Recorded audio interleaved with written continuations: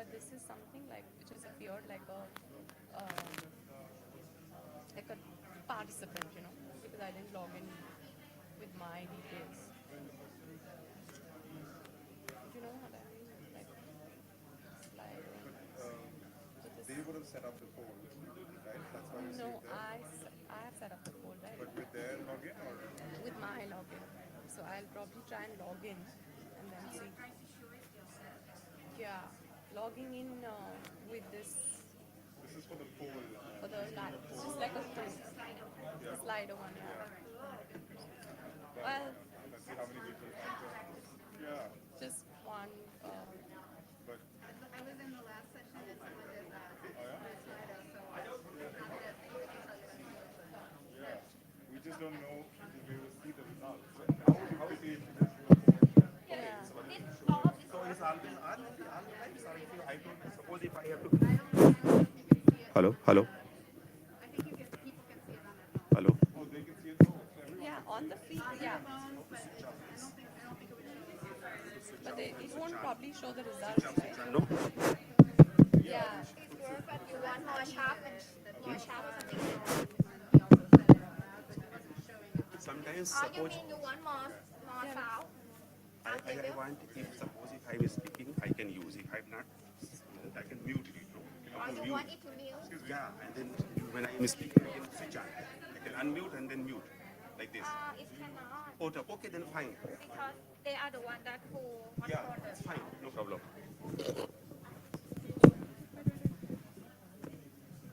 Definitely ready. No, just one second. I'm just trying Okay, to. okay. Once you are ready, Yeah. then Resend it. ma'am. You have I don't know what is the process. I'm asking you what is comfortable. you are the one who control the mic by yourself. That one and that one for the Q&A. Sorry. You are uh, you all have to control the microphone for by yourself. I have to It means that when someone asks, you are the one that who decide who have to put the mic to do the answer. There was a fellow That's the moderator the back gonna of the do it, stage. Is it the moderator? Because if there was a curtain that dropped, Yeah. oh my gosh, you have to decide by yourself. Plenary room. DJ. But it was hilarious because he like popped back up and was like, I cannot do that. Everybody laughed. I'll ask them. Somebody will give the mic. The question answer. Yeah.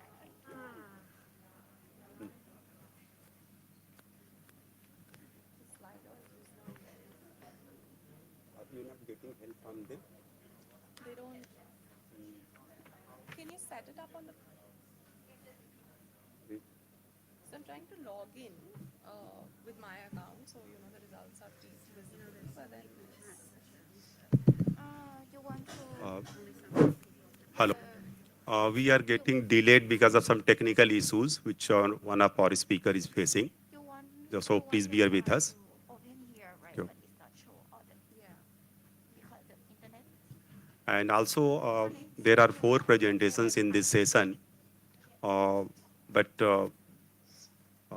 I am aware that 3 of the presenters are there. Can I? I mean, I have not been able to. I have not got any report about the Jude. Is he there, or is he or she? I don't know. So if there are only 3 presentations, so maybe we have enough time. And instead of 15 minutes, the presenters can take 20 minutes. But since we are getting delayed, so we'll just decide once it starts working. Thank you.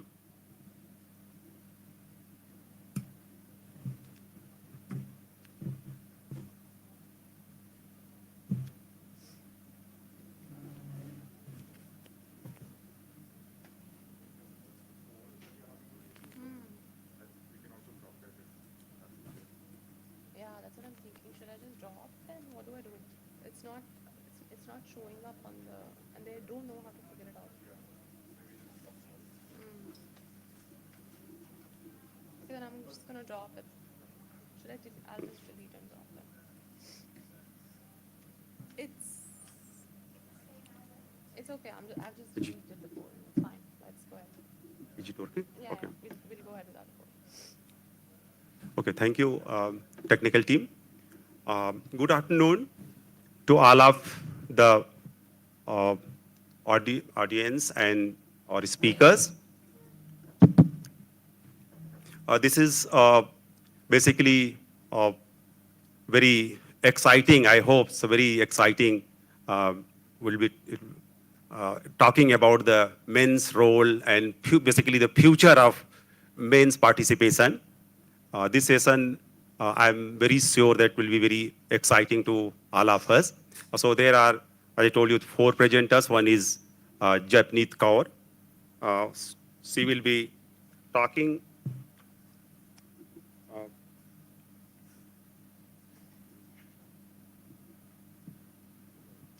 I'm so sorry.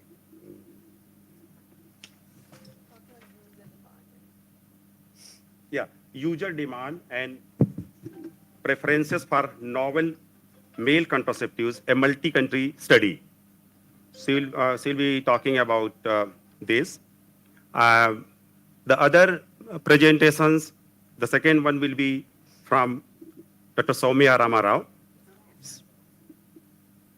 She is from Population Council. She will be talking about men's willingness to use preferences to novel male contraceptive methods in Malawi. And the third one is from ON. She is also from the Population Council.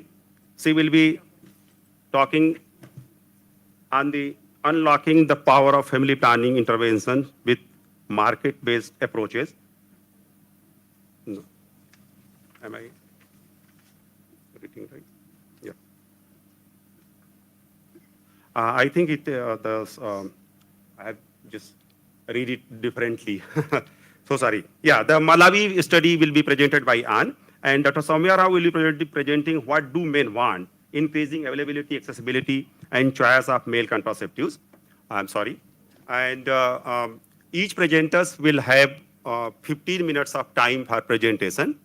And it would be, I would like that once all the presentations are over, so the questions and answers can be taken at the end. So I'll allow for 20 minutes for the question and answer session at the end. So every participant has to note down their questions related to the various presentations. And now I'll request Japneet Kaur to start her presentation and keeping in mind the time limitations of 15 minutes. Thank you. Japneet Kaur, now you can start. Thank you. Hi, good evening, everyone. So today I'm going to share the results from our study, user demand and preferences for novel male contraceptives. And this is presenting this on behalf of my Outside for Development. I hope I'm audible at the end, or do you want me to be louder? Yeah. Louder? Yeah. Okay.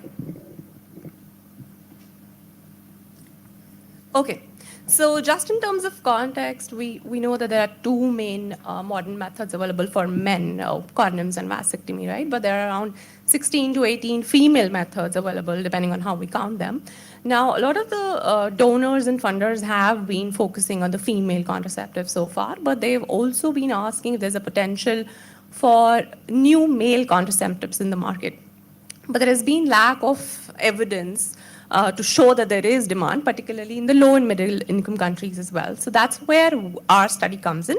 We're trying to understand if there is a demand for new male contraceptives among men, and if so, what kind of demand, like what kind of product attributes do men really want? And then we further dig to understand, because all men are not same, so what kind of men would want what kind of product? So we do a segmentation analysis to see, what groups of men are preferring what kinds of methods. And So in this study, we've also interviewed the female partners. So for every man that we interviewed, we asked him to nominate their primary partner. We went to the female partner and interviewed to understand their preferences with the respect to their partner using a male contraceptive, and also trying to understand the issues around trust, if females really trust men. Um, Given the time constraint today, in today's presentation, I'm going to be focusing on the first two objectives, which is if men really want additional male contraceptives, and if so, what kind of methods do they want? So in terms of geographies, like we can see, we've covered around 7 low and middle income countries, which represent around 50% of the unmet need amongst the FP 2020 countries. And we've also covered US as the developed market. Now, the 7 countries that we've covered, they're quite, geographically different and culturally different. So in terms of, in African countries, we've covered Central Africa with DR Congo, East Africa with Kenya, and then Anglophone and Francophone countries with Nigeria and Cote d'Ivoire. And then in Asia, we've covered Bangladesh. In India, given the diversity, we've covered 2 states, Maharashtra and Uttar Pradesh. And then in Southeast Asia, we covered Vietnam. Okay, now in terms of the design, we spoke to around 2,000 men, 2 to 3,000 men in each country. And in all of those LMICs, we considered having a face-to-face interview was conducted, whereas in US, there was a online survey that we did. A key component of our study has been the discrete choice experiment, wherein 2 product profiles were shown in a card to a man and asking them, which product profile would you prefer, product A, product B, or neither? And to note that these are all hypothetical product profiles, which we've sort of taken up based on what is in development at the moment. So that was the key methodology. With that, we were able to derive the choices that men make, and I'll talk about it in more detail when I go to the results. Apart from that, we also covered, the current contraceptive usage that men have right now, satisfaction levels, frequency of use, their norms, beliefs with respect to gender norms, religious norms, and socio-demographic characteristics. In terms of the inclusion criteria, we included men in the age group of 18 to 60. They've had sex with at least one woman in the last 12 months, able to father a child based on self-reporting, and not have had a vasectomy in the last more than 5 years ago, and not have a partner who's had sterilization. So this slide broadly shows the key characteristics in the 6 countries for which we have data for now. So for DR Congo and India, we still, the study is ongoing, so we don't have the data for that as of now. And like I said, we've covered 2,000 sample, around 2,000 sample for the countries where we went face-to-face, and in US, it was a higher sample that we covered. We see that the median age is around 30 to 33 years in Kenya, Nigeria, Syria, and Vietnam. Higher in Bangladesh, because in Bangladesh, we spoke to only married men, given the cultural norms there. It was sensitive, to ask these questions to unmarried men. So like we see, there's 100% of the married men which are in our sample in Bangladesh. So all in all, to say that, we've covered a population which is nationally representative. If we look at key indicators as well, like the age distribution or the religion that they followed. Okay, so now we'll come to the key findings, trying to answer the 2 questions that I said, which tie to our objectives. Do men really are interested in using or trying new male contraceptives, and what kind of additional options would they want?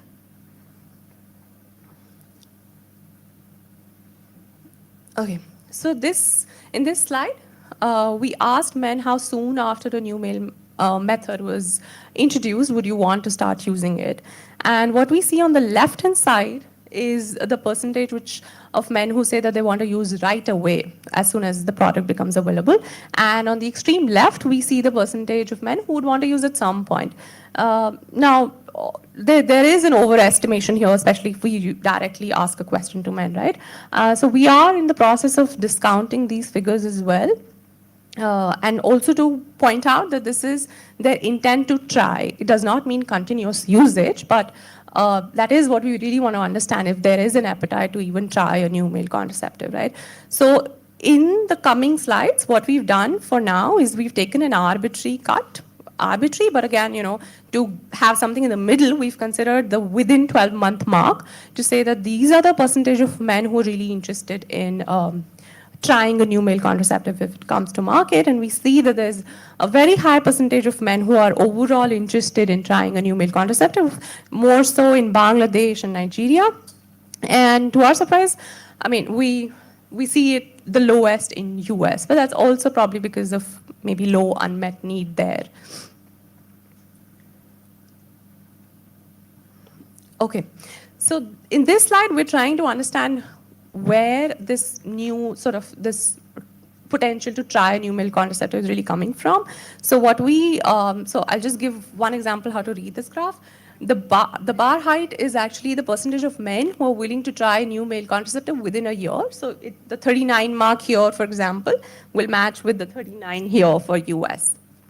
And then within those 39%, we are trying to see how many are using the modern male method, which is 99% of this is condoms when we talk about modern male methods. So 17% in US, and then 9% is the modern female method, and 13 is traditional or no method. So what this really showing is that the green graphs here are showing the percentage of men who are willing to try a new male contraceptive who are not using any method currently, any modern method, right? So this is actually a good empty market that exists for us to tap. And then, of course, the ones who are the dark blue ones are the ones who are using male method, which is mostly condoms. Again, these numbers are not discounted, but it does give us the clear message that there is a decent appetite for new male contraceptive in the market. Moving to what additional methods men really want. So coming back to the discrete choice experiment that I was explaining in the beginning, this is an example of the choice card that we showed to men, and 10 such choice cards were shown. So we see different attribute levels which were covered here, and there was a product X, product Y, and an option of neither given to men. The attributes and the attribute levels which went into this design have been, again, they've been inspired by all our conversations which we had with multiple the developers in the field who are developing currently these male methods to see what kind of combinations can possibly be coming up in the future. So this slide shows actually the key attributes and the levels within those attributes that we included in our discrete choice experiment. So you see form, we've included 11 forms, right? Like pill, gel on shoulder, liquid patch, and some more invasive forms like small surgical cuts in scrotum or inserted through hole where you urinate. So these are the kind of terminologies we used, which were more easy to understand amongst the respondents. Frequency, time to onset, reversibility, the different levels of efficacy, these are the ones that we've used in our discrete choice experiment. And the bottom row here shows the different side effects and benefits that could be possibly associated with these new male contraceptive profiles. Okay, so what we did was that once we got these choices made by men, we were able to use this information. We were able to create a giant regression, a model out of this, and then we could see what are the preferences of men for these attributes, and then what are the levels they prefer within those attributes. So what we see here is that form emerges as a most important decision-making criteria amongst men. So this is emerging as an important criteria for all the countries that we see, and much more important than the next attribute which comes in all the countries. 3 to 4 times more important. And we see that apart from form, in the African countries, we've got STI protection also that's coming up given the high HIV rates there.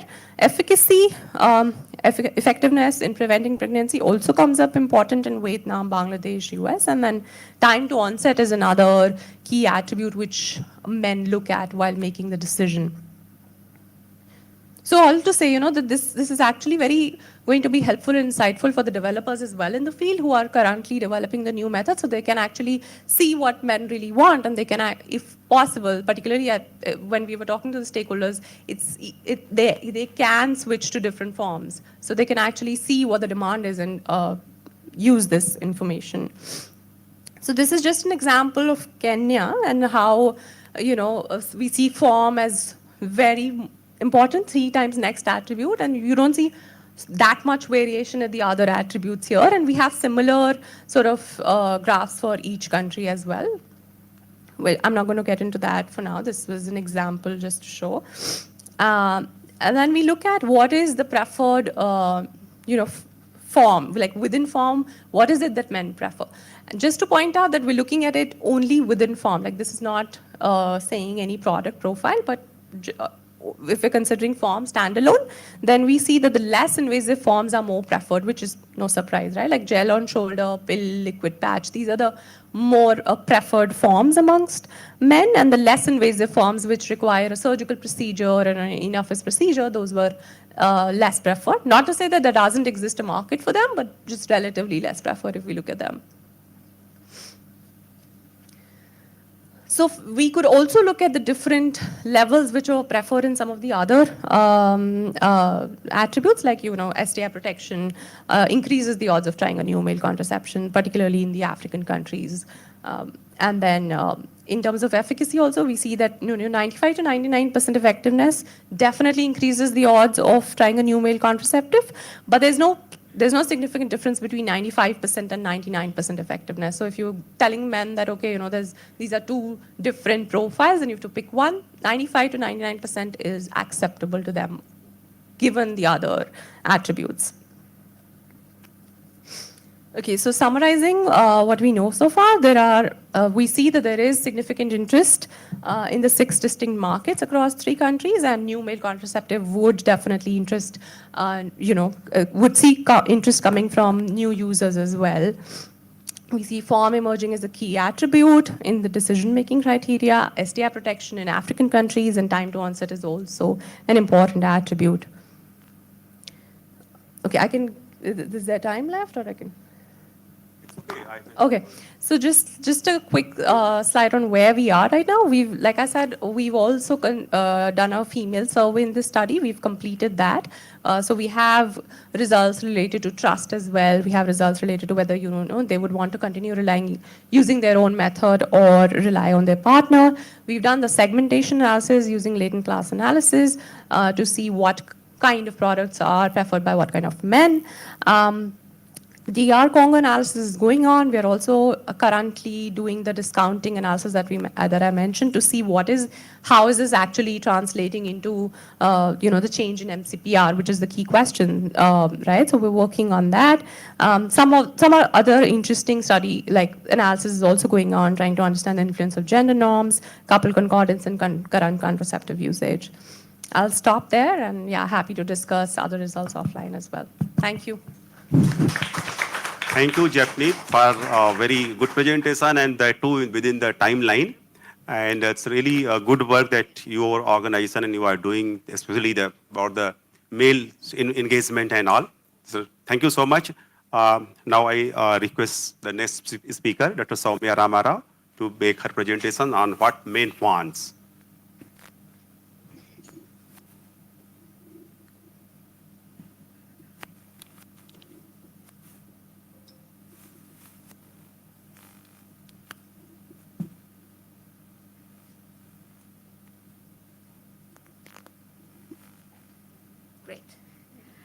So, hello everybody. Nice to be here with all of you. And today what I wanted to share with you was some work that colleagues and I did.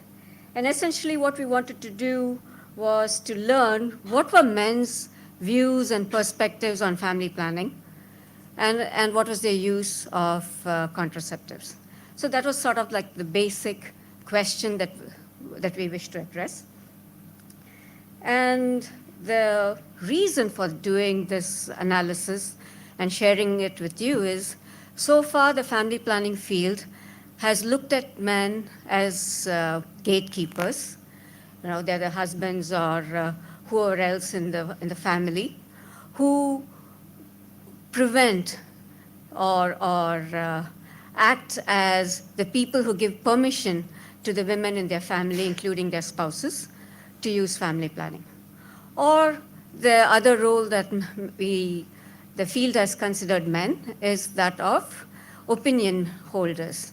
So these could be, again, elders in the family, or they could be politicians, or it could be religious leaders who shape what are the possibilities of reproduction and what kinds of methods can be used by the women in the community.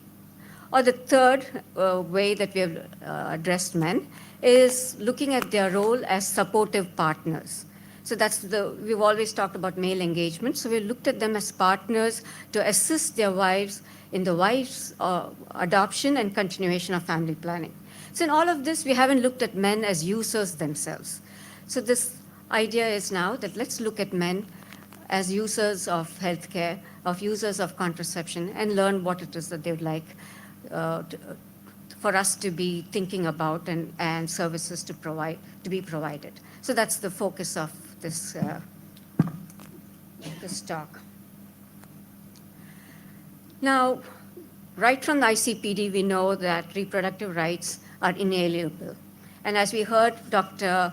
Natalia Khanam say yesterday in the plenary, that we need to be meeting everybody's needs on their individual health journeys at the moments that they need care. If that's the case, then certainly these rights do apply to men and women. But our focus entirely has been on women and not so much on men. So let's not forget the men and let's give them the types of services that they need. Our societies around the world have changed. Gender norms have changed. Men's own preferences have changed. But we've seen that men are absent from policy discussions.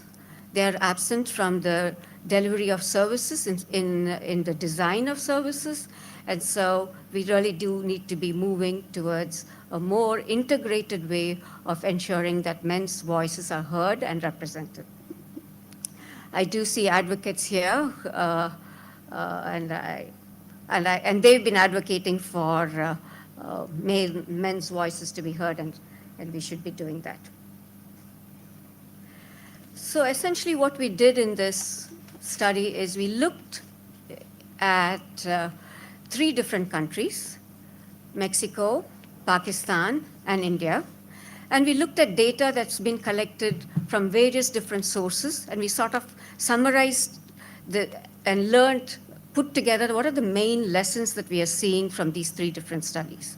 So for example, in Mexico, we gathered data on vasectomies that the public health system maintains through its HMIS, and we looked at the trends in increases in vasectomy. In Pakistan, what we did was we looked at evaluations of family planning programs to see how men were engaged, what were the options for reaching men, what were the men saying about family planning. And the third, what we did was we collected data from acceptability studies that were embedded in clinical trials of a new novel contraceptive. As you heard Japneet talk in the previous session, she mentioned the gel. So in particular, the Population Council is doing clinical trials on a gel which contains 2 hormones, nesterone and testosterone. And this gel is something that the men apply daily on their shoulders and upper arms. And so the clinical trials are, as you all know, to determine safety and efficacy. But there's an acceptability study that was embedded, and so we are gathering data from actual use. What do men actually say after they've used a product? Unlike what Japneet was talking about earlier, which was more about a hypothetical product. When you're asking respondents to comment about an imaginary product which they can't even know how it would be to use, but now we're asking men, after they've used the product, what did you think of this product? So in this talk, we're going to be looking at data that has been pulled together from these various sources. So the first question that we wanted to ask was, are men interested in family planning? What's their opinion? Right? So that was the first question that we were looking at. And here, this is a picture of men talking about family planning in Pakistan. Let's see what they have to say. So in Pakistan, over the last 30 years or so, there has been an increasing support for family planning. And men have clearly talked about wanting to reduce the number of children that they have. And the primary reason that they give, which just makes common sense, is economic. They want to make sure that as providers for their family, that they have enough resources to take care of the children that they bring into the world for, for education, for nourishment, and so forth. And interestingly, as these data show, over time, that what we have seen is that not only are they interested in having fewer numbers of children, but they are also themselves adopting contraceptive use. So by the time that of 2017, 2018, Pakistan demographic health surveys, you can see that men and women are using contraception almost at the same levels. Now, you would think that what I showed you was Pakistan, but this notion of wanting to share responsibility for contraception and child rearing and so forth is being reflected in Mexico too. So both in Pakistan and Mexico, the men are saying that it's their concern for their partner's health. In Pakistan, they were clearly stating that they were concerned about the side effects that their wives and partners were facing with hormonal contraception, but in Mexico, the men were saying more generically about being interested in the health of their female partners. And in the US, from the clinical trials, the acceptability studies, what we learned was that men wanted to have more contraceptive options in general.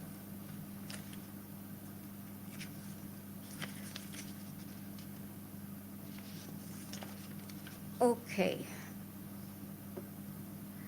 So then, after knowing that, yes, what was the interest of men in family planning, let's look at what are they doing about acting on that, wanting to bear shared responsibility. So we asked the question, will men use contraceptives, and if so, what?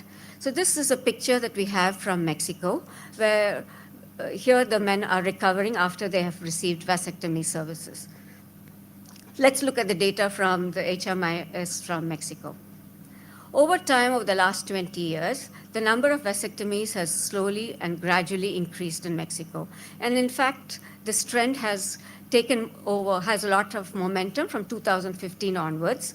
And the dip that you see is around 2020, most likely pandemic related, but you can see that there's a steady, continuous growth and increase. Here's another way of looking at the same data. So over the same period, for every vasectomy that was done in 2000, there were about 20 female sterilizations were done. But then by the time you come to 2021, for every vasectomy, the number of female sterilizations dropped to 4. So you can see that there's a shifting where men are beginning to take on being more willing to undergo the sterilization in that partner, in that relationship. Here's another set of data that our colleagues at the Ministry of Health in Mexico provided, which looks at trend data in over the bottom light orange line is around 2000, and the top orange, the darker red line is in 2021. So as you can see, the 2021 line is higher than the 2000 line. But at the bottom, that you have the different states of Mexico. And here, the interesting thing is that even though overall the vasectomies are increasing, there are certainly differences by state, that some states are, the men in some states are accepting vasectomies more than other states, and we don't quite know at this point whether it is because the way services were delivered or whether it was truly reflecting the demand in those particular states. This is another cut of the same data to look at the seasonality, to see what's this is not, I don't find this particularly interesting, but just wanted to give you a glimpse of it. Now let's look at what we learned from the Nesti gel acceptability studies. Here, what we did was that after the men had used the product, we asked them, if this product were available on the market today, would you use it? And over 50% said that they would. Over 80% were happy with the product. And clearly, this affirms what you said, Japni, about the form being important. I think a lot of it is definitely form. And no man left the study because of any side effects or adverse events. So that, however, there must be some sample selection that's going on in this sample of men, because only 20% of them are in long-term relationships. And interestingly enough, just as the earlier presentation showed, there was also a concern about needing protection from STIs, which was getting factored in. All right, so that's something also that we heard. Now, this particular study that I'm citing from the paper by Anna Walt and company is in line with findings that were presented earlier in other studies as well on the Nesti gel. Right now, we have a larger clinical trial that's underway, and as those results become available in the coming years, we will be able to see where this goes. All right, so then get to the third question. So men are interested in family planning, yes. They would be using the methods available, whether it's the vasectomy or Nesti, the new contraceptive. But then how are services meeting this demand from men? Where is it? And I've pretty much given you the answer here, that it says that we are not quite there yet. So what did we learn from across these three countries? First, from Pakistan, for example, what we learned was that men are interested, but at the same time, they feel they need much more information about the whole range of contraceptive options, whether it's the 18 different methods that are available for women, or the ones beyond the condoms and vasectomy that's currently available. Like, they want to know the whole range.